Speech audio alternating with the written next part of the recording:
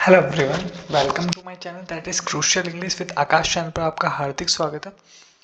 तो ये जैसे कि आप जानते हैं कि जो हमने प्रीवियस वीडियो में हमने बात की थी नाउन की डेफिनेशन के बारे में, और साथ ही साथ हमने ये भी जाना था कि नाउन के कितने टाइप्स होते हैं। तो गाइस मैं थोड़ा सा आपको रिपीट कर देता हूँ। यहाँ पर मैंने नाउन की डेफिनेशन भी लिखी है जो कि आपके स्क्रीन के सामने है, कि नाउन बेसिकली क्या होते हैं। तो नाउन होते हैं the name of a person, place, things और an object is known as a noun. ठीक है। अब यहाँ पर ये कहने का मतलब है कि किसी भी व्यक्ति, वस्तु, स्थान के नाम को नाउन कहा जाता है। ठीक है। जब हम स्कूल में थे तो नाउन को हमें कुछ इस तरीके से एक्सप्लेन किया जाता था थ्योरी के माध्यम से। बट अब आपको क्या जानना है कि उस टाइम पे तो हमें सिर्फ रट्टाफिकेशन लगाना लगाना पड़ता था। ठीक है। बट अब आपको इन अ स्मार्ट वे में याद करने के लिए कैसे याद करना है कि बेसिकली जब हम ये बात कर ही रहे हैं किसी भी व्यक्ति, वस्तु, स्थान के नाम को नाउन कहते हैं, तो क्यों ना हम इसको कह दें कि noun is a naming word of anything. किसी भी नाम को क्या कहा जाता है? नाउन कहा जाता है। ठीक है। ये थोड़ा सा मैंने आपको रिकैप कर दिया ताकि आप कल की क्लास भूल ना जाओ। कल की प्रीवियस वाली क्लास में हमने टाइप्स ऑफ नाउन जाने थे, कौन कौन से? Proper noun, common noun, material noun, abstract noun. ठीक है। ये सब चीज़ें हमने जानी थी। बट आज की क्लास में हम थोड़ा एक्स्ट्रा ऑर्डिनरी पढ़ने जा रहे हैं जो कि एग्जाम्स में आपके इस तरीके के क्वेश्चन पूछे जाते हैं।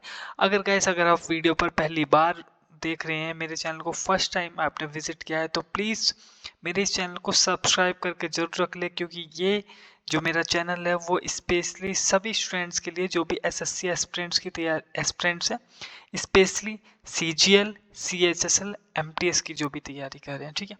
तो चलिए अब जानते हैं अपने सेकंड पार्ट को। अगर आपने अभी तक फर्स्ट पार्ट नहीं देखा है तो आप डिस्क्रिप्शन में लिंक आपको मिल जाएगी, आप वहां जाकर उसको वॉच कर सकते हैं। अब जानते हैं, अब आगे जानते हैं हम कि अब हम बात करें काउंटेबल नाउन कौन से होते हैं और अनकाउंटेबल नाउन कौन से होते हैं। ठीक है। अब यहाँ पर बात करेंगे हम काउंटेबल एंड अनकाउंटेबल। अब सिंपल सी यही बात है, वर्ड्स को देखते ही आपको ये माइंड में आ गया होगा कि काउंटेबल बेसिकली जिसको गिना जा सकता है एंड अनकाउंटेबल जिसको गिना नहीं जा सकता। ठीक है। काउंटेबल नाउन होते हैं जिसको गिना जा सकता है, अनकाउंटेबल जिसको गिना नहीं जा सकता। क्लियर? अब यहाँ पर कुछ एग्जाम्पल काउंटेबल के देखिए। काउंटेबल बुक्स होती है बेसिकली, उसको गिना जा सकता है। पेन होता है, उसको गिना जा सकता है। एप्पल होता है, उसको गिना जा सकता है, बेसिकली फ्रूट्स। ठीक है। अब बात करते हैं uncountable. Water, advice and furniture. अगर मैं बात करूं वाटर की तो ये क्वांटिटी बेसिस है, इसको क्वांटिटी में मेजर किया जाता है। ठीक है। एडवाइस जो होती है वो गिनी नहीं जा सकती। ठीक है। साथ ही फर्नीचर, फर्नीचर। ठीक है। अब एक चीज और मैं थोड़ा एक्स्ट्रा ऑर्डिनरी आपको एक्सप्लेन कर दूं। देखिए, ये जो एडवाइस है, ठीक है, ये कभी भी आपको एडवाइजेस नहीं करना। एग्जाम्स में आपका प्लूरल फॉर्म में बहुत सारी आपको क्या कहते हैं, उसमें क्या कहते हैं, फाइंड द एरर वाले क्वेश्चन में एडवाइजेस लिखा आता है, जो कि बिल्कुल ही गलत होता है। एडवाइजेस नहीं होता है गाइस, एडवाइस होता है, और एडवाइस हमेशा प्लूरल चीज़ों के लिए यूज़ किया जाता है। Same like that furniture, furnitures नहीं होता है कभी भी। प्लूरल बनाते समय फर्नीचर को में एस या फिर ईएस नहीं लगाया जाता। फर्नीचर हमें अपने आप में ही एक प्लूरल की भूमिका निभाता है। Got it?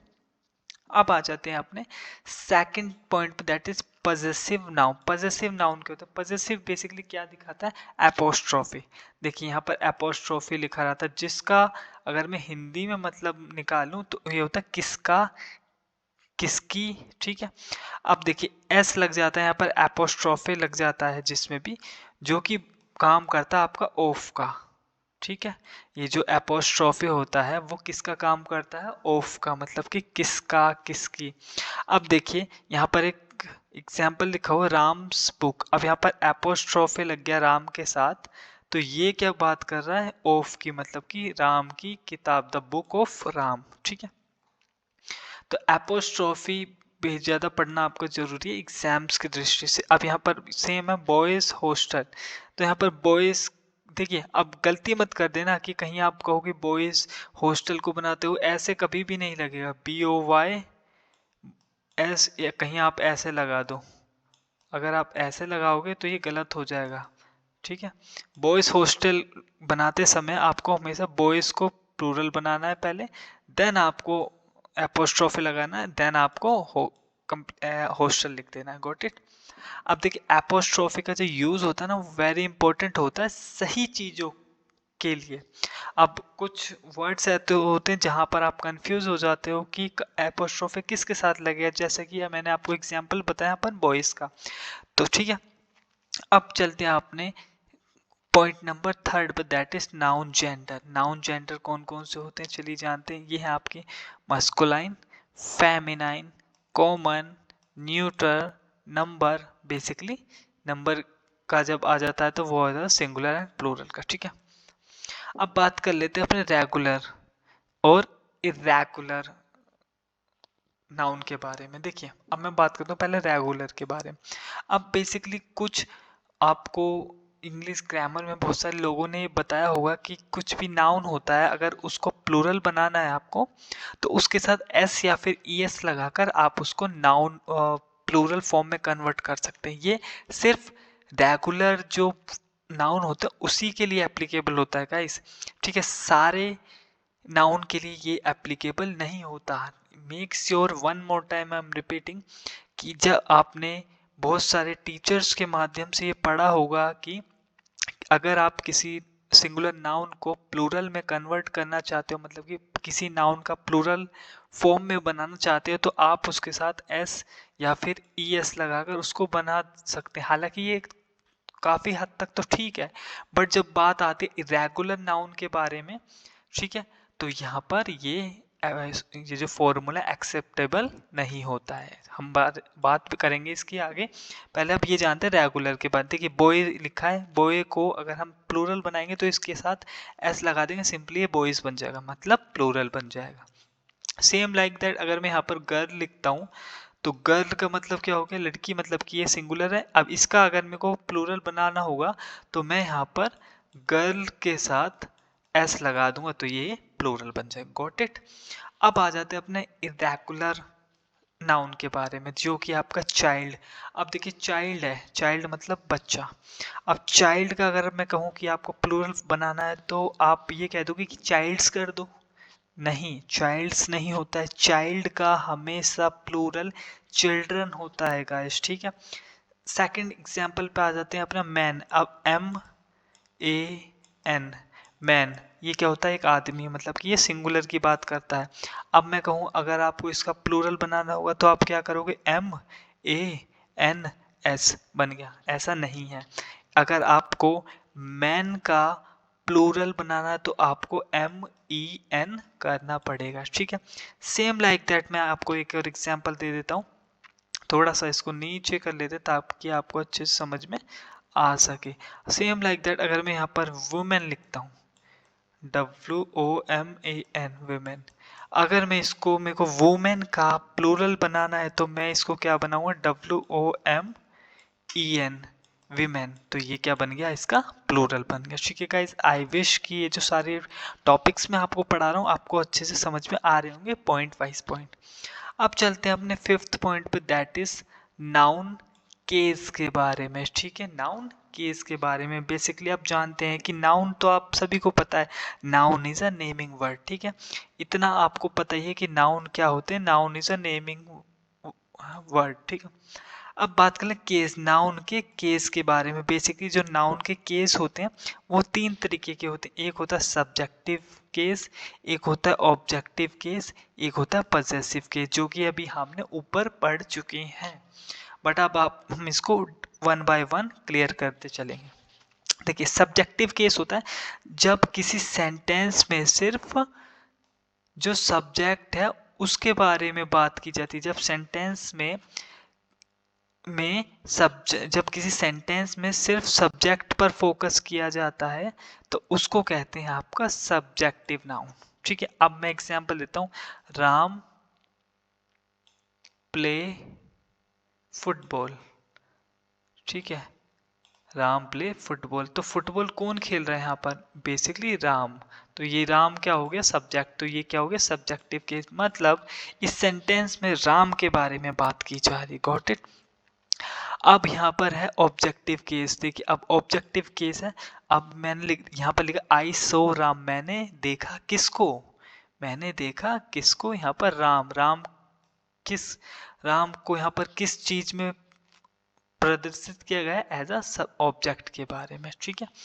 पजेसिव की बात करूं तो पजेसिव होते हैं जब हम एपोस्ट्रोफी लगाते हैं वर्ड्स के साथ जो कि साउंड होता है ऑफ का, ठीक है। ये किसका साउंड होता है, ऑफ का, पजेसिव केस हो जाता है।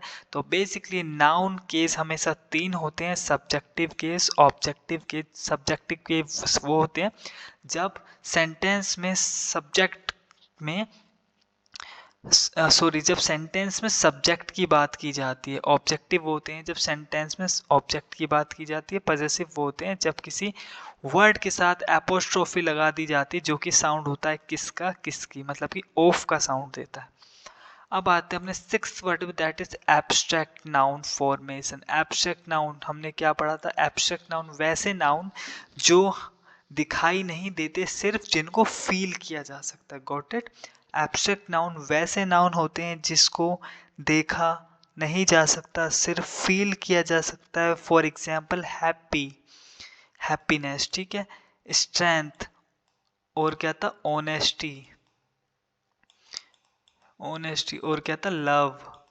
तो ये सारी चीजें दिखती नहीं है बट एज अ फील की जाती हैं, ठीक है गाइस। अब यहाँ पर मैं बात करूं, अब देखिए ये जो वर्ड फॉर्मेशन वाले क्वेश्चन होते हैं बहुत ज़्यादा इंपॉर्टेंट होते हैं। एब्स्ट्रैक्ट नाउन बेहद ज़्यादा आपके लिए इंपॉर्टेंट रोल प्ले करते हैं फॉर एनी एग्जाम्स। अब जानते हैं अपना कलेक्टिव नाउन्स के बारे में। देखिए नाउन्स आपको पता है, अब यहाँ पर वर्ड लग गया कलेक्टिव। कलेक्टिव किसको रिप्रेजेंट करता है, कलेक्टिव मतलब गैदरिंग को, बहुत सारी चीज़ों को जब कलेक्ट करते हैं, मतलब कि गैदरिंग को आप कह सकते हो किसी चीज़ का कलेक्शन, ठीक है। कलेक्शन कह सकते हो। ये इस वर्ड को पढ़कर आपको क्या क्या साउंड में माइंड में आ रहा है, कलेक्शन। कलेक्टिव मतलब किस चीज को इकट्ठा करना, ठीक है, मतलब ग्रुप आप कह सकते हो, ठीक है। अब जानते हैं, देखिए कलेक्टिव नाउन्स कैसे होते हैं। कलेक्टिव नाउन्स वो होते हैं जब किसी कलेक्शन के बारे में की जाती बात की, ऐसे नाउन जो एक से ज्यादा होते हैं, ठीक है। अब जानते देखिए ए बंच ऑफ कीज, यहाँ पर बंच का मतलब होता है गुच्छा, जो चाबियों का गुच्छा, ठीक है। ये किस में आते हैं, कलेक्टिव नाउन में।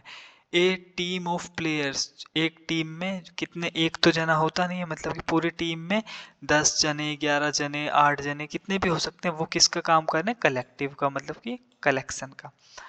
अब गाइस देखिए हम बात करते हैं कुछ ऐसे वर्ड्स के बारे में जो हमेशा गलत होते हैं एग्जाम्स में, बट आप इनको जब रीड आउट करते हो एग्जाम में आप समझते हो कि ये सही है एज अ प्लूरल। अब देखिए इंफॉर्मेशन, अगर हम बात करें इंफॉर्मेशन, तो इंफॉर्मेशन अपने आप में खुद ही प्लूरल होता है। आपको ये इंफॉर्मेशंस नहीं करना, कभी भी याद रखना है इंफॉर्मेशंस का इस कुछ भी वर्ड नहीं होता है, जो भी होता है इंफॉर्मेशन होता है। सेम लाइक दैट अब आपको फर्नीचर, तो फर्नीचर जैसा कोई भी शब्द नहीं होता है, ओनली फर्नीचर होता है। थर्ड वर्ड है आपका एडवाइस, ठीक है। ये जो थ्री वर्ड है आपके लिए बेहद ज़्यादा क्रूशियल होंगे, तो इनको अच्छे से आपको याद करना है। जो भी मैं बता रहा हूँ आपको अच्छे से नोट्स बनाते हुए चलना है। अब एडवाइस होता है मतलब कि राय होता है, किसी से सलाह, हमेशा ही सिंगुलर में होती है। इसको प्लूरल बनाते समय एडवाइजेस नहीं करते, ठीक है। तो ये जो तीनों चीज होती है वो ऑलरेडी, इनके साथ कभी भी आपको प्लूरल बनाते समय एस या फिर ईएस नहीं करना, ये ऑलरेडी प्लूरल फॉर्म में होती है, ठीक है गाइस। आई विश कि ये जो मेरे द्वारा आपको नाउन की 2 वीडियो दी गई है आपको अच्छी लगी होगी। तो गाइस वीडियो अगर थोड़ी सी भी अच्छी और आपको समझ में आई हो तो प्लीज़ वीडियो को लाइक करें, शेयर करें और मेरे चैनल को सब्सक्राइब करना बिल्कुल भी ना भूलें guys. Thank you so much guys for watching this video completely.